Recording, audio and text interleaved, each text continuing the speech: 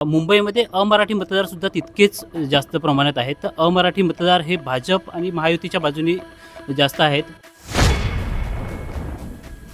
सुनील गेल्या बऱ्याच वर्षापासून पत्रकारिता करतायत आणि गेल्या बातम्यांमधून ते आपल्याला सगळ्या गोष्टी सांगत असतात. सुनील, काय वाटतं नक्की यावेळीची परिस्थिती काय, मुंबईची असो किंवा इतर त्या 29 महापालिका आहेत त्यांची परिस्थिती काय असतील? आपण सर्वात आधी मुंबईकडे पाहूया, कारण मुंबईच्या निकालाकडे सर्वांचं लक्ष आहे. मुंबईचा जर विचार केला ना, की ठाकरे बंधू एकत्र आलेले आहेत, तर मराठीचा मुद्दा त्यांनी उपस्थित केलेला आहे. पण मुंबईमध्ये अमराठी मतदार सुद्धा तितकेच जास्त प्रमाणात आहेत. तर अमराठी मतदार हे भाजप आणि महायुतीच्या बाजूने जास्त आहेत. प्लस भाजपने विकासाचा मुद्दा मांडलेला आहे. तर विकासाकडे किती जण लक्ष देऊन मतदान करतायत ते पाहायला लागेल.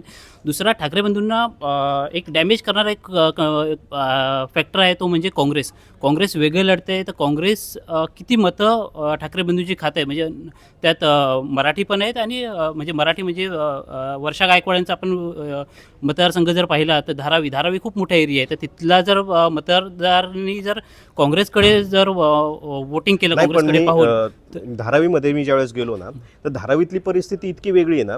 धारावीमध्ये आपल्याला वाटतं की सपा आणि काँग्रेसचं प्रभुत्व असेल, पण गेल्या बऱ्याच वर्षांपासून धारावीमध्ये विकासच झालेला नाही आहे. बेसिक प्रश्न सुटलेले नाही, रस्त्याचे प्रश्न सुटलेले नाही आहे, पाण्याचे प्रश्न सुटलेले नाही आहेत, तिथल्या रिडेव्हलपमेंटचा प्रश्न आहे. आणि धारावीची रिडेव्हलपमेंट हा सध्याच्या काळातला सगळ्यात मोठा प्रश्न आहे, जो उद्धव ठाकरेंनी किंवा शिवसेनेने आता उचललेला आहे, की ती धारावीची जी जागा आहे ती गेली नाही पाहिजे.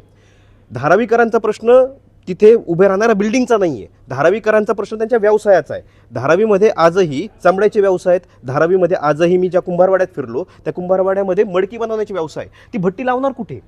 ती भट्टी लावायला जागा नाही आहे.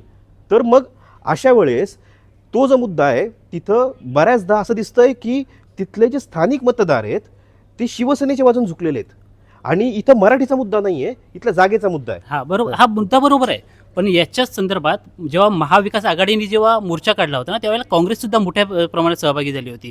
आणि वर्षा गायकवाड ह्या त्याच परिसरातून लोकसभेची निवडणूक जिंकलेली आहे. त्यांच्या बहीण आहेत त्या विधानसभा जिंकलेल्या आहेत. वर्षा गायकवाडांना सुद्धा त्यावेळेस उद्धव ठाकरेंनी सपोर्ट केला होता.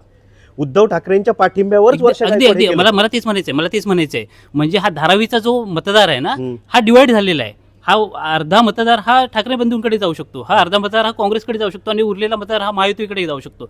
एकंदरीतच तुम्ही जर विचार केला ना, म्हणजे माझं असं वैयक्तिक मत आहे ना, की मुंबईत उद्धव ठाकरेंच्या शिवसेनेनी जर 50 जागा जिंकल्या आणि त्यात मनसेनी जर 20 ते 30 जागा जिंकल्या ना, तर ही खूप अटीतटीची लढत होऊ शकते. महायुतीसाठी ही लढत तितकीशी सोपी नाही आहे.